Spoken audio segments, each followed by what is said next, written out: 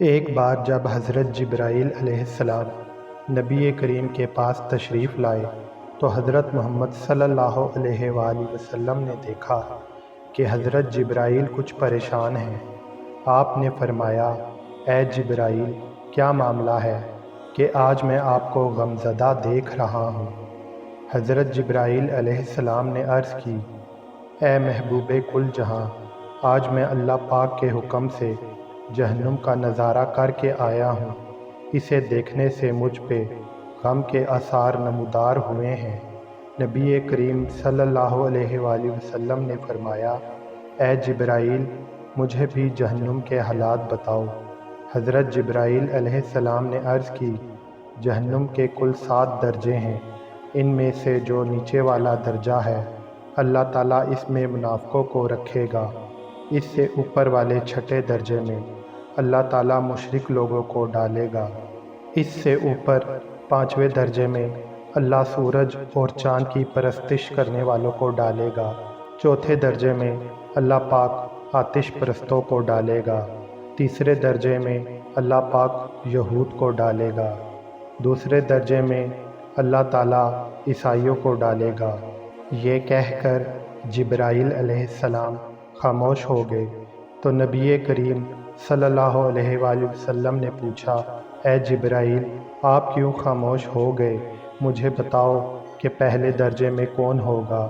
حضرت جبرائیل علیہ السلام نے عرض کیا، یا رسول اللہ صلی اللہ علیہ وآلہ وسلم، پہلے درجے میں اللہ پاک آپ کی امت کے گنہگاروں کو ڈالے گا۔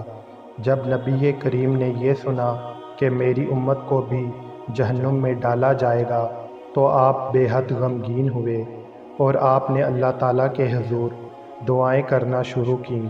3 دن ایسے گزرے کہ اللہ کے محبوب صلی اللہ علیہ وآلہ وسلم مسجد میں نماز پڑھنے کے لیے تشریف لاتے، نماز پڑھ کر حجرے میں تشریف لے جاتے اور دروازہ بند کر کے اللہ کے حضور رو رو کر فریاد کرتے۔ صحابہ حیران تھے کہ نبی کریم پہ یہ کیسی کیفیت طاری ہوئی ہے، گھر بھی تشریف لے کر نہیں جا رہے۔ جب تیسرا دن ہوا تو سیدنا ابو بکر صدیق رضی اللہ تعالیٰ عنہ سے رہا نہیں گیا اور دروازے پہ آئے، دستک دی اور سلام کیا۔ سلام کا جواب نہیں آیا۔ آپ روتے ہوئے سیدنا عمر فاروق رضی اللہ تعالیٰ عنہ کے پاس آئے اور فرمایا کہ میں نے سلام کیا لیکن سلام کا جواب نہ پایا، لہٰذا آپ جائیں، آپ کو ہو سکتا ہے سلام کا جواب مل جائے۔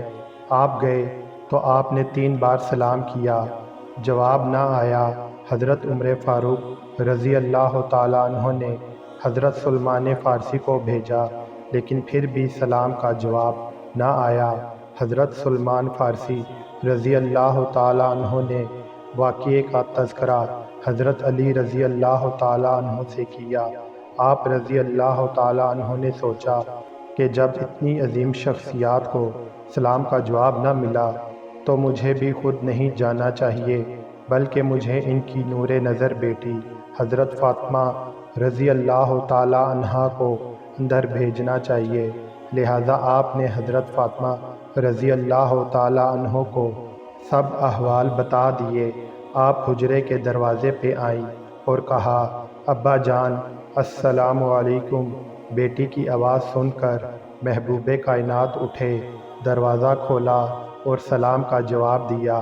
ابا جان، آپ پر کیا کیفیت ہے کہ 3 دن سے آپ یہاں تشریف فرما ہیں؟ نبی کریم صلی اللہ علیہ وآلہ وسلم نے فرمایا کہ جبرائیل نے مجھے آگاہ کیا ہے کہ میری امت بھی جہنم میں جائے گی۔ فاطمہ بیٹی، مجھے اپنی امت کے گنہگاروں کا غم کھائے جا رہا ہے اور میں اپنے مالک سے دعائیں کر رہا ہوں کہ اللہ ان کو معاف کرے اور جہنم سے بری کر دے۔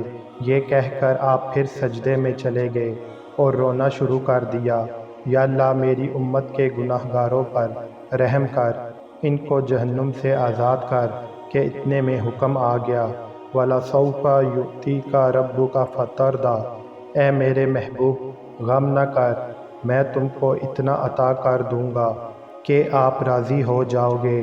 آپ خوشی سے کھل اٹھے اور فرمایا، لوگو، اللہ تعالیٰ نے مجھ سے وعدہ کر لیا ہے کہ وہ روز قیامت مجھے میری امت کے معاملے میں خوب راضی کر دے گا، اور میں نے اس وقت تک راضی نہیں ہونا جب تک میرا آخری امتی بھی جنت میں نہ چلا جائے۔